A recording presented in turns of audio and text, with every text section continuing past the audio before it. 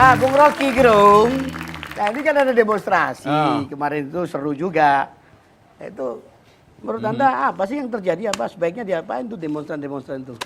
Iya, orang marah karena demonstrasinya jadi rusuh, lalu demonya mau dihilangin. Loh, demokrasi itu ibarat nasi campur. Kalau kecampur batu, batunya dipisahin, jangan nasinya dibuang gitu kan. Jadi demo aja terus, nggak ada soal kan, karena itu hak primer warga negara adalah mengucapkan pikiran, kejengkelan apa aja, jangan dengan kekerasan. Kalau ada kekerasan, kekerasannya yang disingkirkan, bukan demonya yang dihentikan gitu. Jadi itu akal sehatnya. Kalau kata Gus Dur gitu aja kok repot. Iya, iya. Kalau kata gue gitu aja kok dungu. Itu aja Itu, kok dulu. jadi itu intinya kan. Jadi nggak usah ditakut-takutin.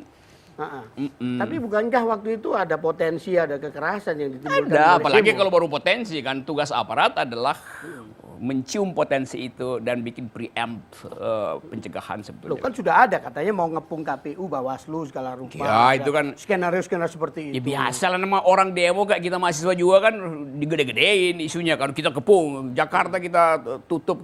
Iya tapi itu fungsi ngomong doang. Nggak usah digede-gedein. Ngemeng aja, ngemeng-ngemeng doang. Ngemeng aja. Emak-emak yang datang ke situ mau ngapain juga nggak ada soal kan. Jadi menurut lo memang kayaknya itu demo apapun sekecil apapun diredam itu kemarin kayaknya. Iya, itu mau diredam demonya dengan tiba-tiba diupload lah kejadian ini kejadian itu. Padahal itu juga kan penggalan-penggalan kan. Tadi gue lagi nih, saya Iya. I itu. Do you speak You English? speak. I speak too. Saya lihat berita internasional. Akhirnya penggalan-penggalan kekerasan itu masuk lewat pers internasional kan. Apalagi misalnya satu waktu seluruh CCTV di Tamrin, Jalan Sabang, Petamburan itu kita bisa lihat nanti mungkin setahun ke depan di ruang video DKI misalnya. Karena semua video itu ada di DKI kan, karena itu punya DKI kan. Kalau itu dibuka misalnya, lalu orang bilang, sialan dibohongi dong kita tuh. Segini kok kekerasannya tuh. Jadi percuma menutupi masalah karena ya udah era digital, semua direkam secara digital. Jadi satu waktu nanti mereka yang berupaya untuk menutupi apa yang terjadi sebetulnya akan kelabakan untuk mencari argumen baru.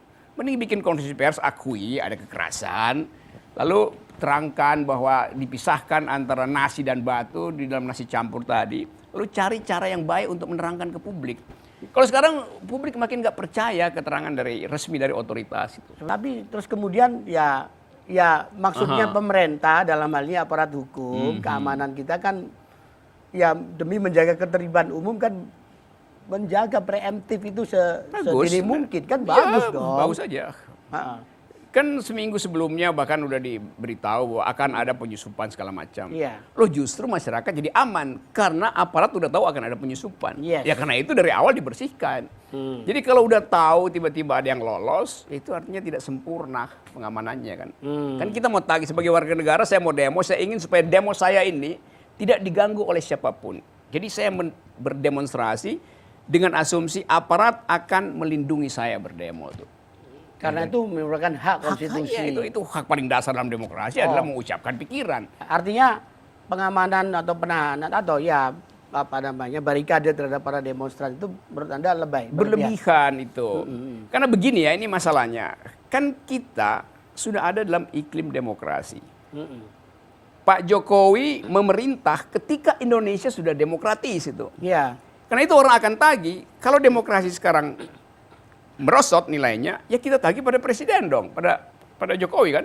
Kan kita nggak tagih pada Om Wai kan, atau pada Miracle, nggak bisa kita tagih. Nggak bisa. Kita Sama halnya misalnya, dulu waktu kita merdeka, begitu kita merdeka kita masuk dalam era demokrasi. Dari tahun 55 tuh, udah demokrasi, pemilu paling bagus itu. Tapi dia cuma bertahan 4 tahun, 59 Soekarno kendalikan lagi politik sehingga dia jadi otoriter tuh. Jadi kita bertanya, mengapa demokrasi di awal Republik berhenti ketika Soekarno menyatakan diri sebagai presiden seumur hidup misalnya. Sekarang juga hal yang sama. Kita tanya, mengapa demokrasi yang sudah kita miliki sejak reformasi berkurang kualitasnya hari ini? Kepada siapa kita mesti tagih? Kepada pers. Pers merasa justru dia adalah korban dari pengendalian opini publik tuh. Lo minum dulu, kan emosi kayaknya. Kenyang.